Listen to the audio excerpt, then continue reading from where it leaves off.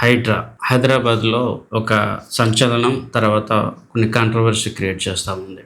CM Revanth Reddy అండర్లో ఉన్న ఈ హైదరాబాద్లో ఇల్లీగల్గా కన్స్ట్రక్షన్ చేసిన అపార్ట్మెంట్స్ కానీ, విల్లాస్ కానీ, ఎటువంటి కన్స్ట్రక్షన్ ఉన్నా కూడా దాన్ని వితిన్ 24 అవర్స్లో వాళ్ళు ఆ కన్స్ట్రక్షన్ డెమోలిష్ అయితే చేస్తూ ఉన్నారు. ఇది ఒక విధంగా మంచిదనే మనం చెప్పుకోవచ్చు. ఎందుకంటే హైదరాబాద్లో చాలా వరకు చెరువులు కబ్జా చేసి గత 10 సంవత్సరాలుగా చాలా ఎక్కువ అయిపోయింది అనమాట. దానివల్ల వరదలు వచ్చినప్పుడు వాటర్ అనేది చెరువుల్లో ఉండకుండా రోడ్ల మీద, ఇంట్లోనే ఉంటుంది అనమాట. సో డెఫినెట్లీ దీన్ని మనం సపోర్ట్ చేయాలి, అప్రిషియేట్ చేయాలి. అయితే మరోవైపు దీని మీద ఉన్న కాంట్రవర్సీ, ఇది కేవలం పేదవాళ్ళు, మధ్యతరగతి వాళ్ళకైనా, బిల్డర్స్ లేదా పెద్దవాళ్ళ మీద యాక్షన్ ఉంటుందా అని చెప్పి చాలామంది దీన్ని క్వశ్చన్ చేస్తూ ఉన్నారు.